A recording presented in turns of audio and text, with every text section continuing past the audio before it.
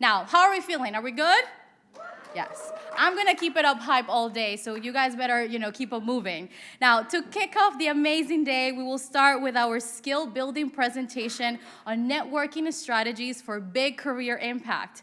Our speaker for this session and longtime friend of the center, Jacqueline Peros, founder of JMP Branding LLC and a master certified personal brand strategist, inspiring and preparing women to seek fulfilling careers. Jackie provides clients and audiences alike a competitive edge through training and consulting in communication and the importance of what she calls your digital dress code. Let's give Jackie a warm welcome, please. Thank you, sweetie. Thanks. All right. How's everyone doing? Good, good.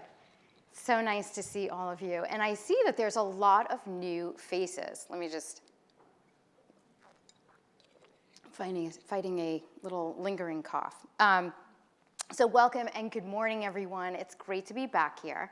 I think this is my fourth Women in Media Summit, fourth or fifth. Max could probably confirm.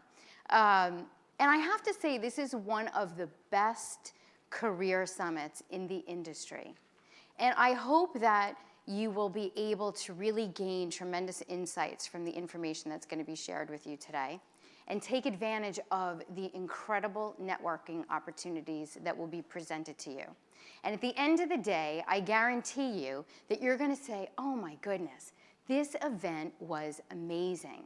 I cannot believe that I had the opportunity to come and witness all of this. And I urge you that when you're in that mindset, to go home and figure out a plan of what you're going to do with all of these insights and the network connections that you're going to make. Because I want you to maintain that momentum, that motivation, right, and that drive. And that could be the start of your networking strategy.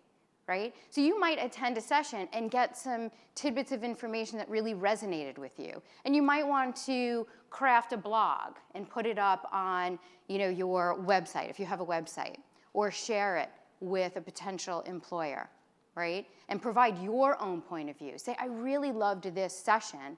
My thoughts are this.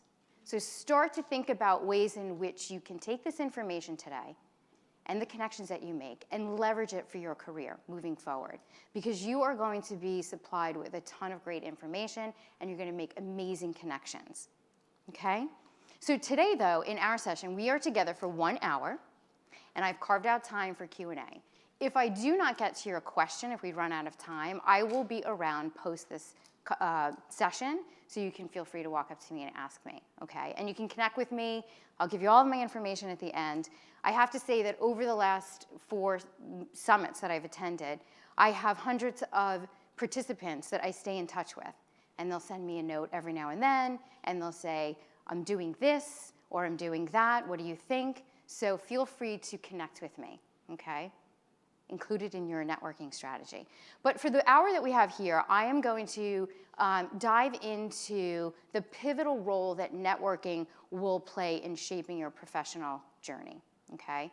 And there, according to a study, Harvard Business Review study, they recently said that between 70 and 80% of jobs are not posted or advertised, and a substantial portion of those opportunities are discovered through your personal connections and your networks. So today we're going to talk about the importance of networking, why it is going to become a pivotal component of your career success. We're going to talk about overcoming some networking roadblocks that people have, some common roadblocks. And then I'm going to give you some specific strategies that will help you begin your networking strategy. And also, hopefully, some of the tips that I give you today, you can leverage throughout the day when you're networking. And then I'm going to open it up to Q&A. So let's talk about the importance of networking. As I stated earlier, 70 to 80% of jobs are not advertised, right? They are discovered through your network. So it's really important to start to think about crafting a networking strategy. And we live in a very hyper-connected world. So forging meaningful connections is not just an advantage, it's a necessity. at this point. Your professional network will become an asset for your career success. So I think a lot of people view or define or have a perception of networking as a singular event, right? You're attending this industry event, or maybe it's a company event, and the goal for you is to make as many connections as you possibly can with people that you think can help them, that you think that people can help you achieve your career goals. Now, while some of that may be true, I ask you to redefine networking as simply building relationships with people over time. Identifying those individuals that need to be in your network that aren't, and nurturing those relationships. It'll take the stress out of that one particular event, thinking of networking in a much more strategic way. So looking at networking beyond just a job search, I saw a lot of people stand up that they are in job search mode, right? Networking isn't solely about the job hunt, right? It is about building a support system, gaining insights, and staying relevant in the industry, right? So look at networking from that perspective. Here today, you have a huge support system. Center for Communication put this on to help you exceed in your career, right? To gain insights. So look at it differently, not just a singular event where you're going to make that connection. Maybe you want to make 50 new connections. The important part here is to make substantial, meaningful connections. And then looking at networking from a digital perspective. We live in a very digital world. We live and operate in a digital world where LinkedIn connections are just as impactful as in-person meetings. So being able to master the art of online networking will be beneficial to you. So again, when you're thinking about networking, it's not just about attending an in-person event or a company event. It's all of it, right? If you're doing an online networking event, and there are many of them, you have to figure out how you're going to connect with that person online. And then again, it's unlocking opportunities, right? 70 to 80% of opportunities are discovered through your network and your personal connections, right? So you could, if you have a strong network, somebody might say, oh, this job is coming up. I'm going to reach out to Cami and say, hey, we have this opportunity. Would you be interested? Before anyone even is considered for it. So that's the importance of having a strong network and redefining network. Because I think a lot of people I have clients that when we start to talk about networking, their body language changes. They perhaps are an introvert. They don't feel comfortable networking. They just aren't a networker. And I've met very few natural networkers. So we have to be intentional about how we network. So when you think about your network, I want to go through two types of networks. One is an open network, and one is a closed network. Now, there have been many studies. There's a scientist named Ron Burt who's published many studies on this. And he talks about these two networks. One is an open network, and the second one is a closed network. An open network is where someone has different pockets of connections that represent various aspects of their life. So for example, if you're in college, if you're a student right now, your network could consist of being in an open network. It would be your college friends, your professors, any associations that you belong to. Perhaps you're working part-time, so it would be your colleagues there, or a manager or a supervisor, okay? Family. That would represent an open network. A closed network is if you only have one pocket of contacts, or connections. So for example, if I was operating in a closed network, I would have, my network would consist of master certified strategists, and that would consist of like 30 people in the US. So it's a very small network. So Ron Burt's study proved that the best predictor of career success is being in an open network. Why is that? Because it provides you a greater opportunity of diversity of thoughts and ideas. And it also gives you the opportunity to be visible to more communities, which could then turn into more career opportunities. So the goal when you're thinking about your networking strategy, make sure that you have a diverse network. So overcoming some roadblocks in regard to networking. Just a show of hands, how many of you feel you're a great networker? Okay. We've got a small percentage, but not many people are great networkers, okay? And so, and also, just a quick question, a poll. How many of you researched the companies that we're going to be here today and are prepared to talk to them? Amazing. You've already started your networking strategy, so bravo to you. So overcoming roadblocks, I'm going to go through, there's 4. The first one is a lack of confidence. You might feel that you don't have the skills to network effectively. Maybe you don't feel you have the skill sets right now, or the experience, or the knowledge to communicate effectively in a networking situation. So there's a lack of confidence there. Imposter syndrome, which is the persistent self-doubt where individuals feel like frauds despite evidence of their achievements. Okay? This is a big one, imposter syndrome. The third one is not having a clear, defined sense of who you are and the value that you offer. So that's having a strong personal brand. And then the last one is not having a networking strategy at all. So you walk blindly into a networking event or an online event, and you don't really know who you want to connect with, why you want to connect to them, and what they can do for you.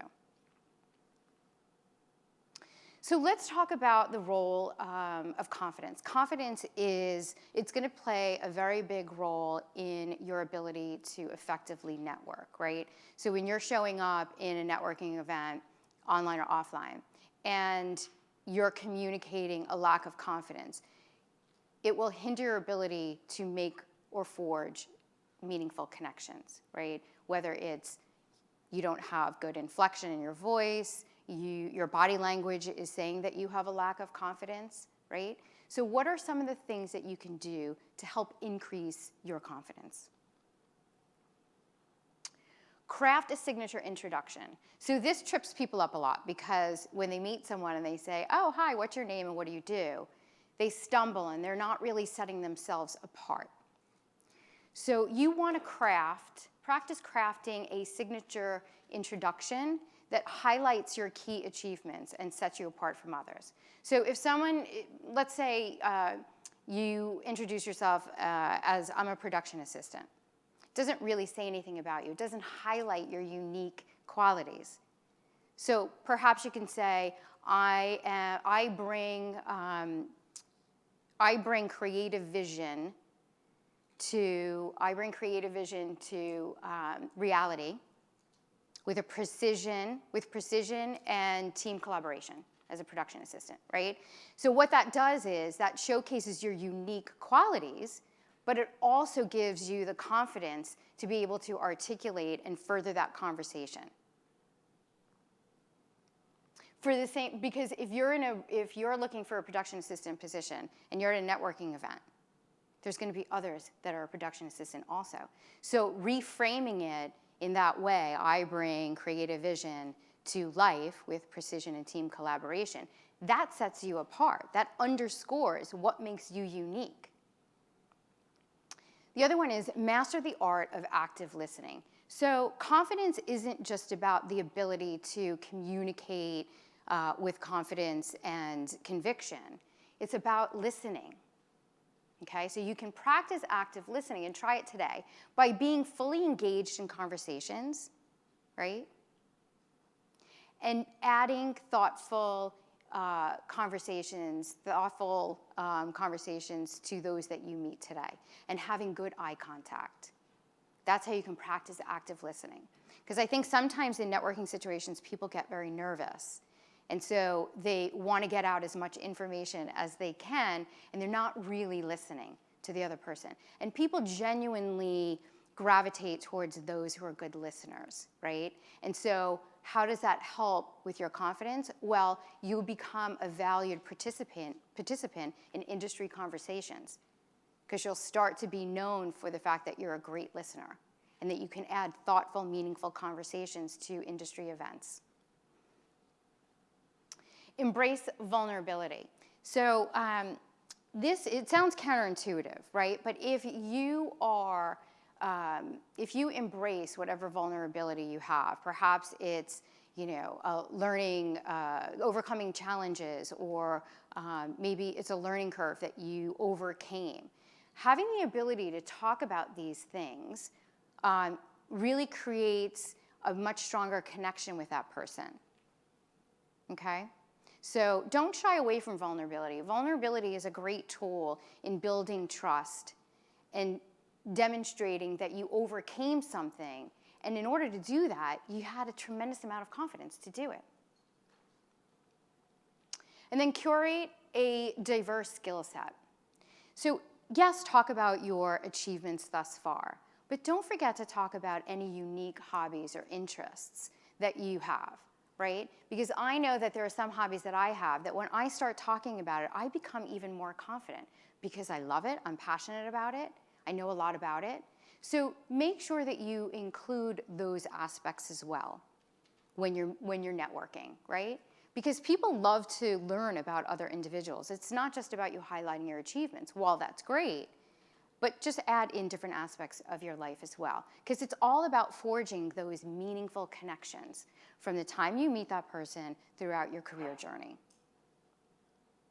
And establish networking goals. So instead of walking into a networking event and not really having a plan, why don't you create just some tangible goals for yourself? Because when you achieve those small goals, you start to build more confidence, right? Instead of saying, I'm going to meet 50 people, why don't you say, I'm going to be intentional about my networking, and I'm going to meet a few people, and I'm going to have meaningful conversations with them. Those little small wins help to build confidence in situations like networking.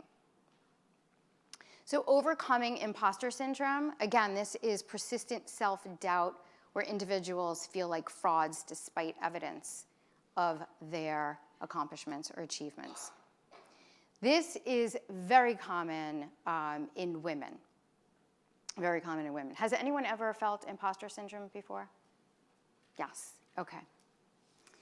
We feel it very strongly. We feel it more than men, I believe. There are studies that show that. And this is an interesting study. HP came. Women will not apply to job opportunities if they don't meet 100% of the requirements, while men will apply at 60%. That's huge. We inherently want to be perfect. We inherently want to be perfect. Women inherently want to be perfect. Years ago, I attended a workshop called Raising Resilient Daughters. I have an 8.5-year-old daughter who seems to be going on 18 with a lot of sass lately.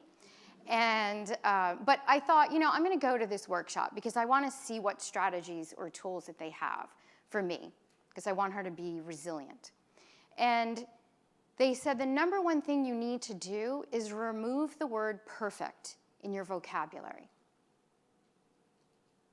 because it'll always be a roadblock for you or for any woman.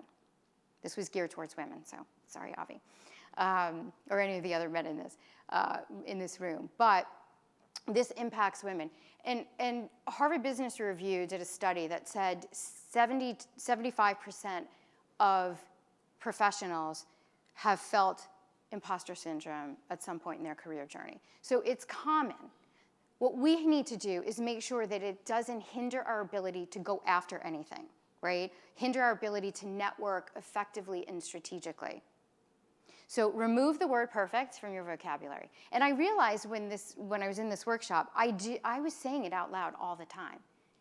Not because I wanted things perfect, maybe I did, but I would say in front of my daughter, oh, that looks perfect, or oh, this is perfect, right? And so I immediately took it out of my vocabulary, and I started telling her that you're not going to be happy if you try and achieve perfection. Because once we get to what we think is perfect, we then set a higher standard for ourselves. We never get there. So you're never going to be happy. So remove perfect from your vocabulary. So what are some things that we can do to overcome imposter syndrome? Own your achievements. It is not bragging if it's based on facts. And I know a lot of women feel that if they talk about their achievements, it's sort of bragging. That's what my clients say. But if it's the truth and you've accomplished it, then it's a fact. So celebrate your achievements and position it in a way that is authentic to you, that you don't feel like you're bragging. But own your achievements. And make sure, and what I would suggest is, jot down those accomplishments or achievements, both small and large, and start to frame it in a way that it feels comfortable for you, so that when you're in networking situations, you can convey it in a way that feels good to you. But make sure that you talk about them. You don't want it to be a secret. And then celebrate your uniqueness. So this is, for me, all about personal branding, right? So whatever unique attributes you have or unique qualities, make sure that you frame it in a way, again, that feels authentic to you, and communicate it. A lot of professionals try to fit into what they feel is what the organization wants. And then when they get to that company, they're not happy because it doesn't reflect who they are at their core. So celebrate your uniqueness. And once you understand what that is, it's easier for you to make decisions on which company works for you and which connections you want to align your brand with. And then set realistic expectations. So again, this goes back to setting expectations for yourself that are achievable. So again, walking into a networking event, function, set mini goals for yourself that you can achieve. Expand your network gradually. So again, instead of going and saying, my intention is to make 50 connections today. That's great, but make sure that they're meaningful connections, that these are people that reflect who you are and share similar values, right? And then you can foster that relationship moving forward. So once you start setting those realistic goals for yourself, you get a sense of accomplishment, right? Has anyone ever here, achieved a goal, a small goal, and you felt really confident about yourself afterwards? Show of hands. Apply that same strategy to networking. Don't try and network with everyone. Build those meaningful relationships. And seek mentorship. This is a really big one for you. So in networking, especially here today, there are people in the industry that can help guide you and support you, right? It's really important to have that mentorship within your network. They will help you. They want to help you. They're here to help you.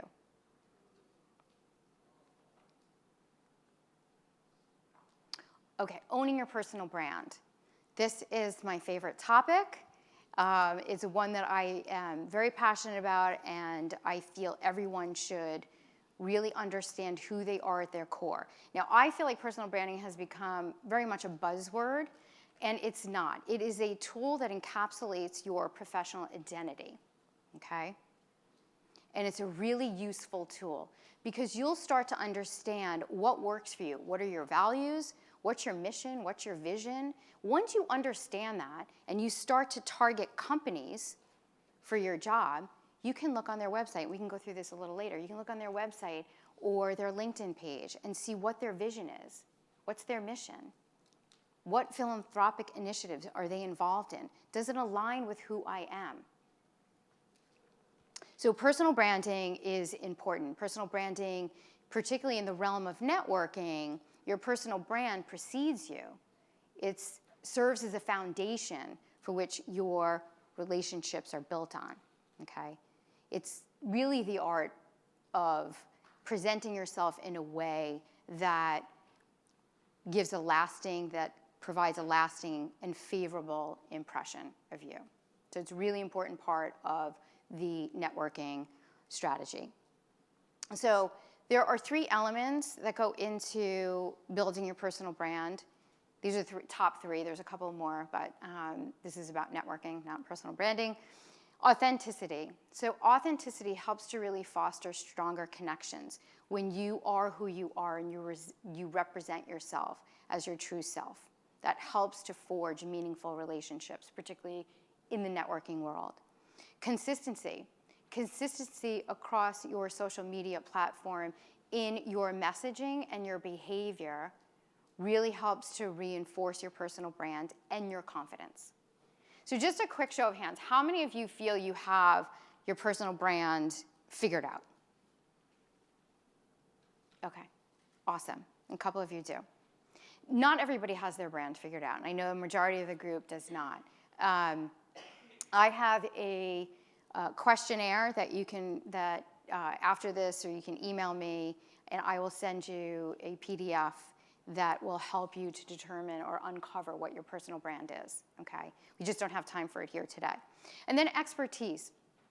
Being able to confidently articulate what your skills are, what your unique attributes are, will help to build and project that confidence for yourself.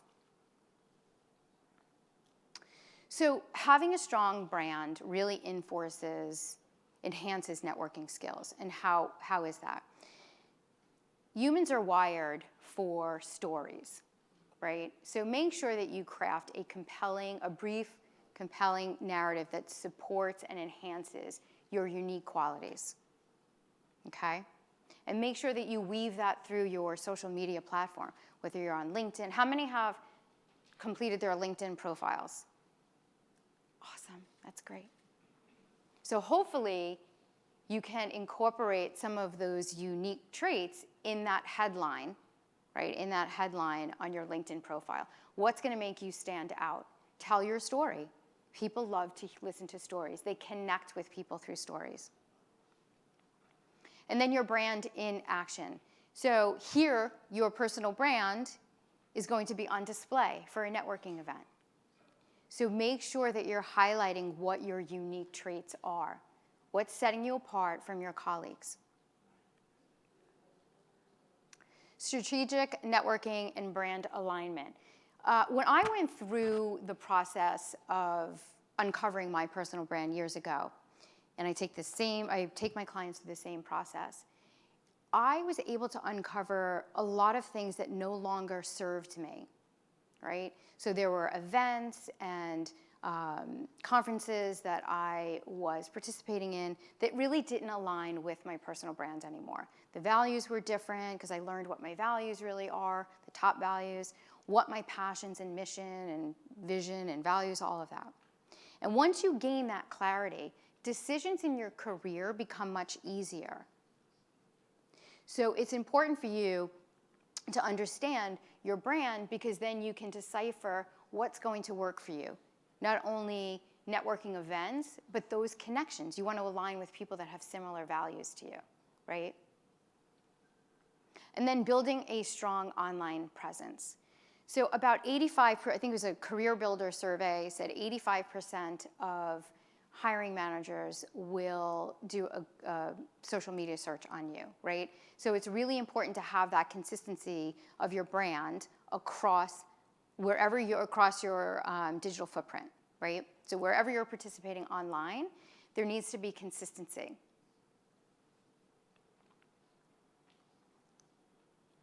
So this concept, digital first, and talking about online, digital first is a concept that was communicated years ago.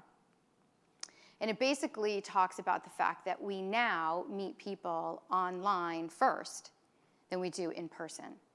And impressions are formed within 7 seconds or less of meeting someone online.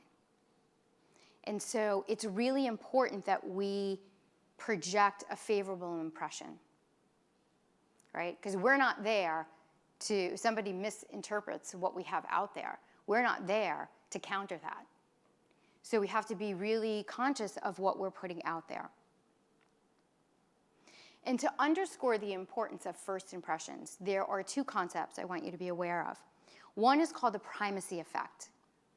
The primacy effect is the tendency to remember the very first piece of information or data more than what we read later on. or we encounter later. So you might have experienced this not realizing that it was called the primacy effect, but you might have realized this when you made a list of things that you needed to get, and you forgot that list, and now you're out. And the thing that you can recall is the first thing on that list, right? Versus anything in the middle or lower on that list. The second concept is called anchoring. So now once we form that impression, it gets stored in our long-term memory. And let's say it's an unfavorable impression. Any information that we encounter later on that's different than that first unfavorable impression, we still try to fit in the original belief. So it's very hard for someone to overcome that first impression if it's a negative one. So that's why first impressions are super important. So what I urge all of you to do, if you haven't done it already, is to do a search on what's out there about you, right? Because you are going to be in the job search mode. And also, if you're currently working and you want a promotion, you need to make sure that you are not surprised by anything that's out there about you. So what can you do? So go into your browser, put it on incognito mode, and log out of all Google accounts, okay? You want pure results. Put your name in, put it in quotes, and do a search. If you have a common name, Mary Smith, put it, say Mary Smith of New York City in quotation marks. Search through the first 5 pages, which many people aren't going to search through the first 5 pages. If they're researching you, they're going to basically go to your LinkedIn profile in the first page. This is for you to gain a baseline of what is out there about you and what you might need to pull off of the web, okay? You're looking at pictures, you're looking at any thought leadership information that you have out there, okay? Comments, things like that. And sit with it and make sure that you understand that this impression of you, this digital impression, is a favorable one. Okay? And if it's questionable, then try to get it off the net. So a couple of tools for you to use for this project is TalkWalker. So you put your name in there, and it helps you. This is a free version. I think they might have a paid version, but there's a free version. You put your name in there. It's like Google Alerts. You could do Google Alerts also. And then use TalkWalker, or you could use Mention. I prefer Mention over TalkWalker. I use Mention mostly with my clients. TalkWalker is a little convoluted. Mention is much easier to work with. Delete Me. This does not have a free version or one that I know of, but it's only about, I think it's under $150 a year.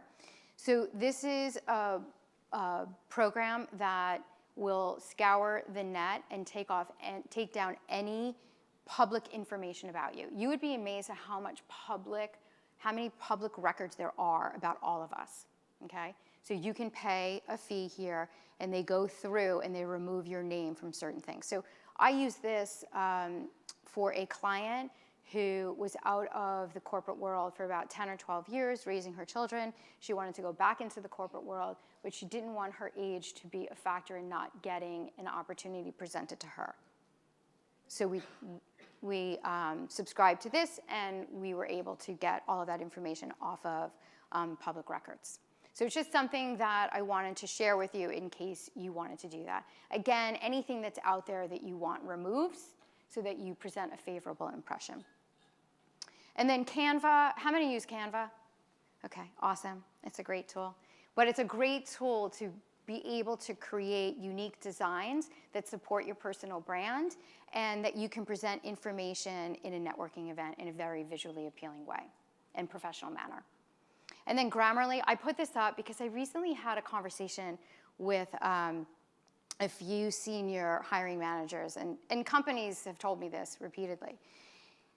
The biggest issue that they have, or pet peeve that they have, is when someone sends them, an applicant sends them a resume or a cover letter or a follow-up, and there are grammatical errors in them. So make sure, how many people use Grammarly? Okay, awesome. Do you have the paid version of Grammarly? Okay, a few of you. The paid version has a capability of a plagiarism tab. And so let's say, because we all use AI tools now, and you want to be able to come up with some thought leadership articles or materials, right, to help position you for a job. And so you use AI tools, and they come up with some information. You write your article. It's always great to throw that into the plagiarism tab in Grammarly to make sure that it's sourcing things correctly. Because if you're presenting yourself and you're misrepresenting some sources in there, then it's an unfavorable impression. So if you want, use they have the plagiarism, but it's through the paid one. Okay, so let's get into networking strategies. First is to identify your network, right? So we're going to talk about how to build and discover your network. First, I'd like you to do is come up with your career goals, right? If you don't have, and do your career goals for 1 to 3 and 5 years.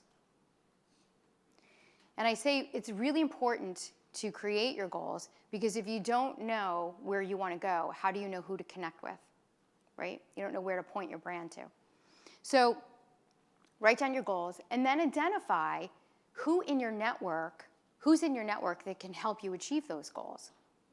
Then do a gap analysis and determine who's not in your network that needs to be in your network, okay? Always add members regularly, okay? So this is an opportunity for you to really start to add people to your network, okay? But the most important part of this is to nurture your network. It's great that you connect with them, but you want to build and forge that relationship over time, right? So in the beginning here, you're going to connect with people, you're going to be super excited, and then that enthusiasm will peter out, and you'll forget about that person, right? Until, say, 2 years later, when you want to pivot out of your current company, and you remember that you knew somebody from the Women in Media Summit that works at this company you want to go to, right? And then you have to reach out to them and say, hey, I met you 2 years ago. So it's always good to just keep nurturing your network. Give back to your network. Follow people. Comment on information that they are supplying on LinkedIn, let's just say. But nurture those relationships. So discovering your network, again, you can use AI tools for this. So for example, you want to start your targeted company list of who you want to work with, right? So give one of these AI tools a prompt to say, give me a list of growing mid-sized media companies in New York City, with a link, each with a description of the company and a link to their profile, their LinkedIn profile. Boom, it's right there. Okay, you can start there.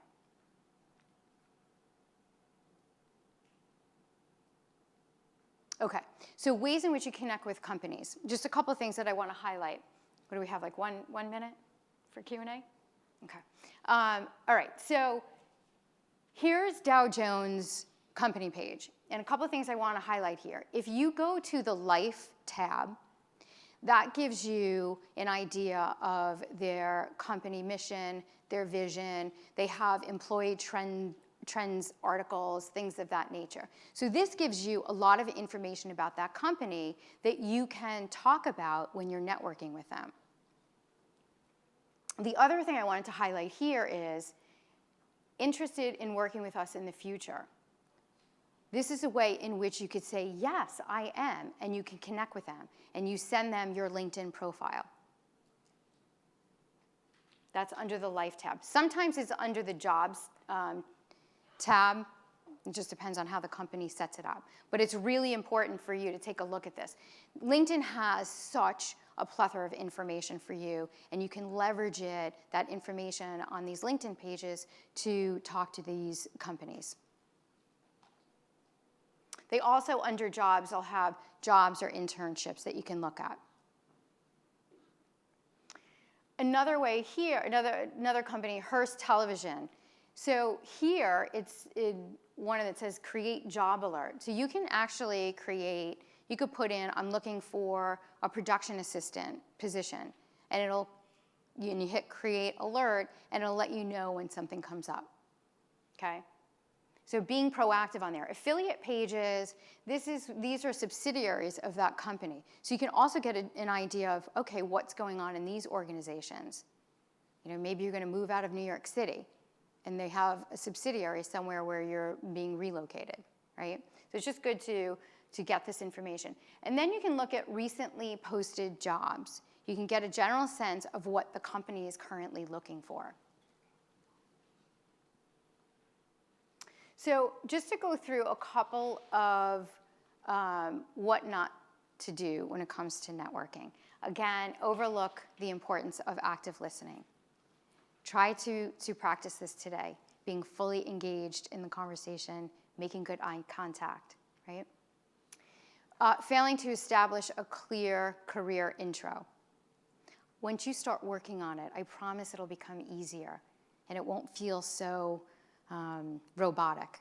You just have to start practicing it. What feels authentic to you? Set yourself apart. Be able to confidently communicate your unique skills and what you offer. You each have them. Neglecting to follow up, right? So you have an opportunity here to connect with some key industry people.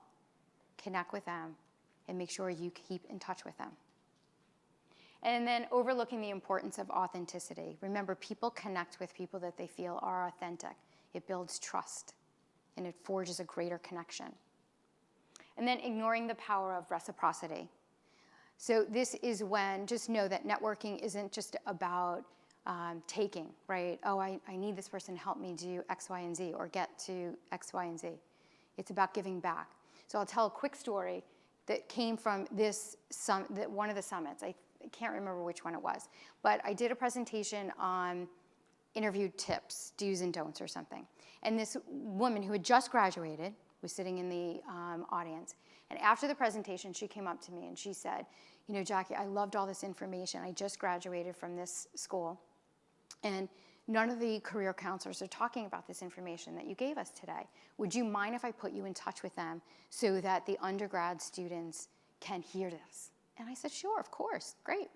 So she reached out to me on LinkedIn, and she put me into contact with these two women, and then I, shortly thereafter, started doing workshops and skill-building workshops for this university. We kept in touch, and she was going on interviews, and she asked me for my advice on a couple of things. And then she mentioned that she just got a job at this one large tech company here in New York City. And I said, wow, my husband works there.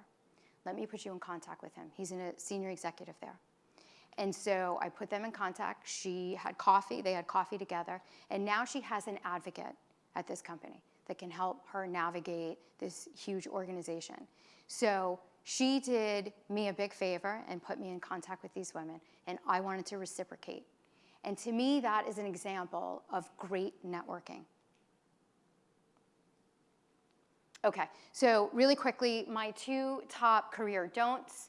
Fear. Do not let fear hinder your ability to go after anything, okay? You deserve to be where you are. You all have unique skills, and you have value to bring. Do not let fear get in your way of going after opportunities. And fine. Fine does not exude excitement, right? How was the restaurant? It was fine. How was the food? Fine. My husband knows when I answer multiple times fine, he knows it is not fine in our household, okay? So do me a favor and don't settle for fine, okay?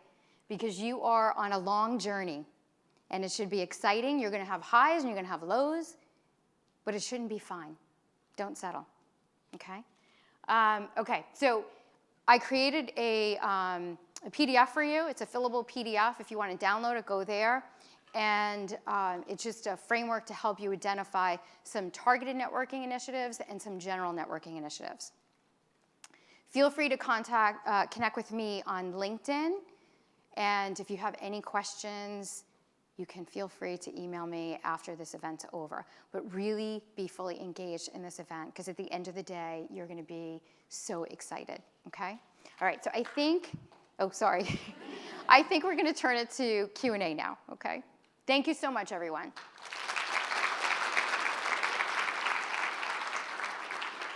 Any questions? That can't be possible. This group, I know, has questions. Yes. Do you want to come up to? Do you mind? Anyone has a question? Can you just go to the mic so everyone could hear your fabulous question? Thanks, Marissa.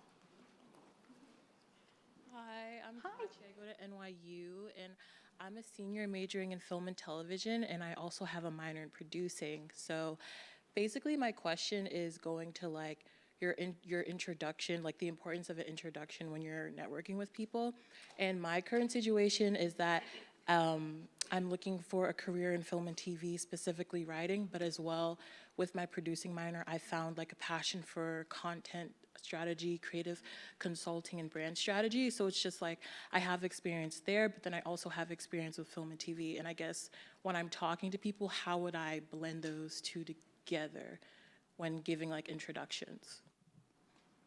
For you, I would highlight on what's the commonality between the two and focus on that, right? Because you always want to elevate the conversation and not specifically do job title and what you're doing, right? It's really about the value that you're bringing. So if you can take a look, jot down, what's the value that both of these bring? What's the commonality?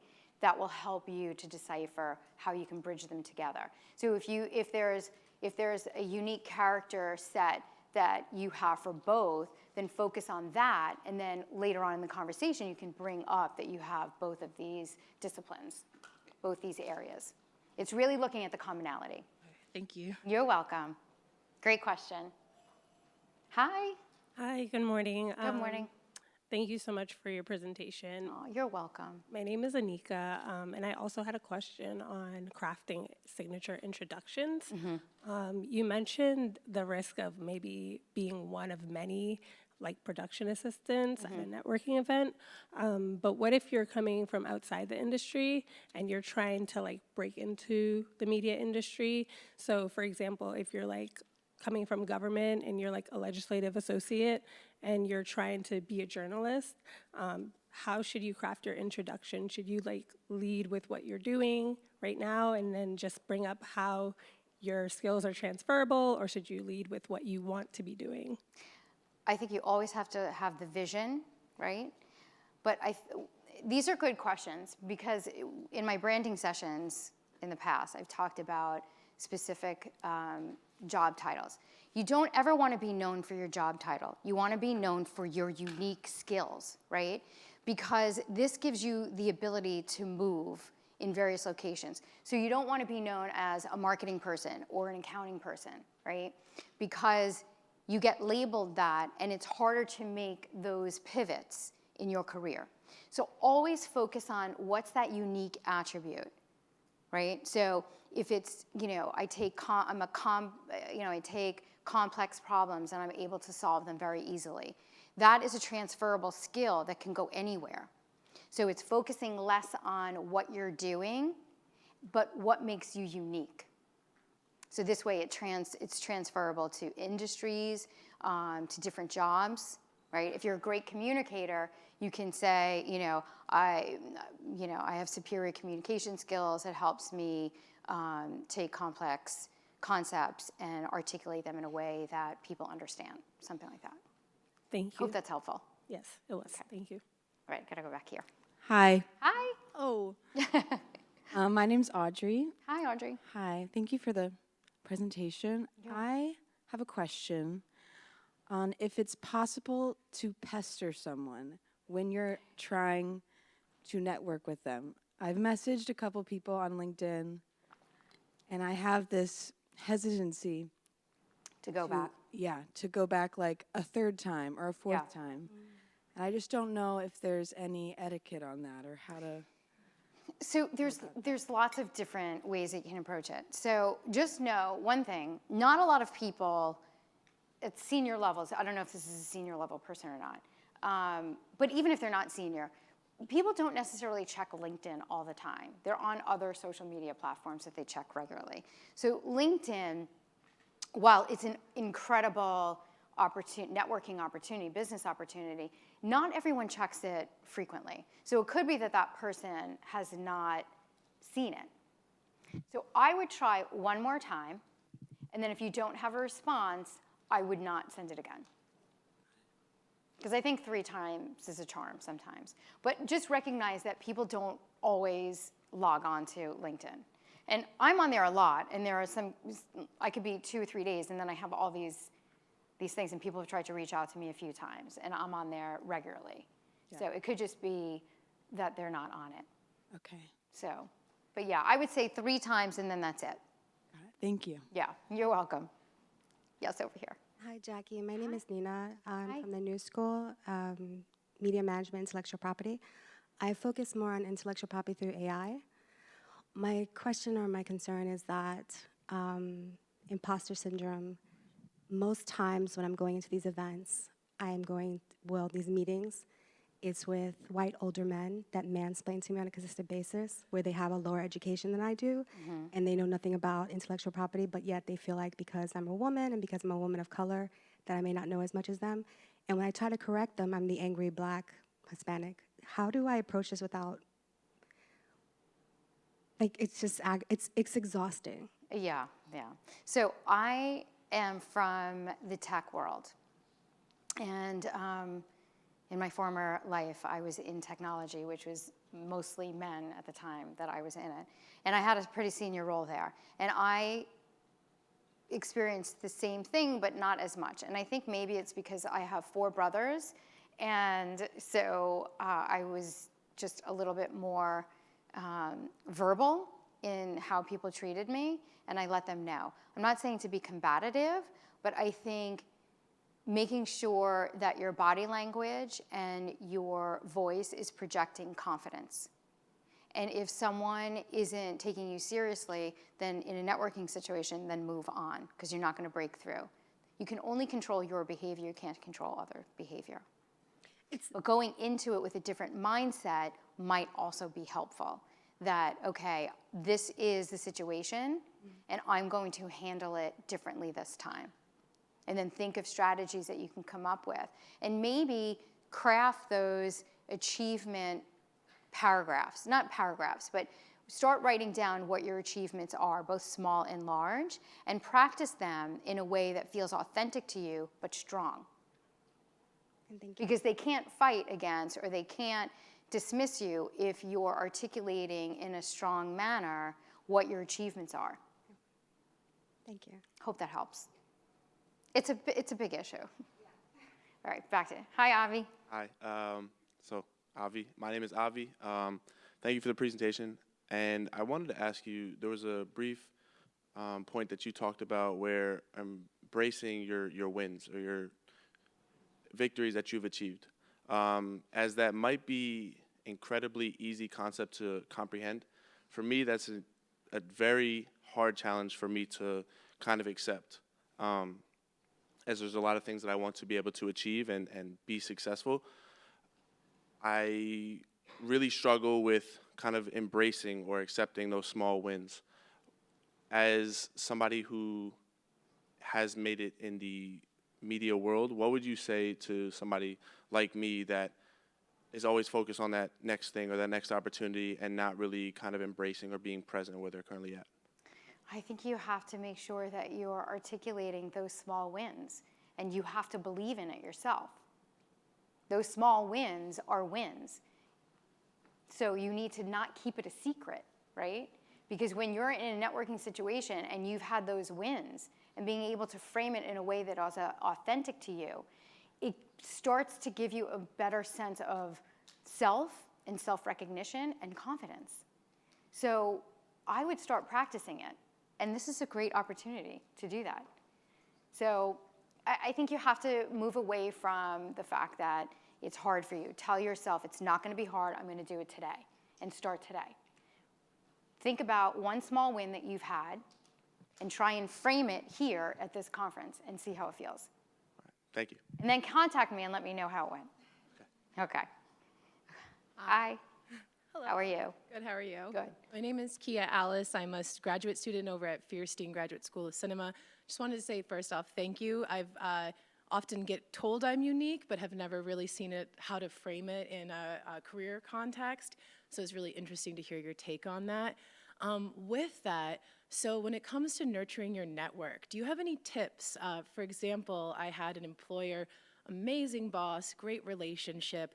I moved cities, and I'll just email every now and then and be like, hello, but there's not really anything to, like, there's no purpose for us to email. It's not like we're in a book club, or Yeah. I don't need, I don't have anything to, like, directly offer, so I was just curious as to your tips on that. I think there's lots of things during, each month that we could highlight, right? That we could add to the content of crafting an email or something. So the holidays are coming up. This would be maybe a great time to reach out and say, hey, I was just thinking of you and wanted to wish you and your family, if you has a family, a very happy holiday season, a great new year.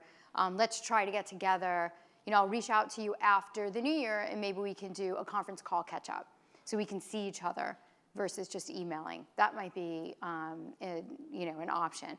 But I think nurturing your network, it's just carving out time, whether it's 10 minutes a day and you hit your list with a, hey, I was just thinking about you, or maybe it's once a week that you carve out an hour. It's usually, I go through this with my clients, with their networking strategy, to make sure that you're intentional about networking, right? And so that means nurturing that network, say, on LinkedIn. Or if I see an article lots of times that I think would be beneficial to a client of mine or a colleague, I'll send it to them. Say, hey, I just saw this. I thought you might appreciate it. Has a great take on X, Y, and Z, things like that. Or following them on their social media pages and commenting, saying, hey, not just hitting like, right, on LinkedIn or Instagram or TikTok, whatever. Just, make sure that you add a, hey, this is great information. Thanks for sharing. You're making it seem a lot more like maintaining professional friendships. That's great. Yeah, absolutely. Yeah. Because you're going to need them along your career journey. You're all starting out, but trust me, you're going to need your network, and you're going to have to, they're your support system, right? So you're going to need that network, and so reaching out to them and showing a little love is only going to foster a better connection with them. I think we are out of time, correct? Do you want me to end it? Yeah? Okay. All right. So I know we have a couple more questions. I am around, so feel free to grab me, and I will answer your questions, okay? Thank you so much, and good luck.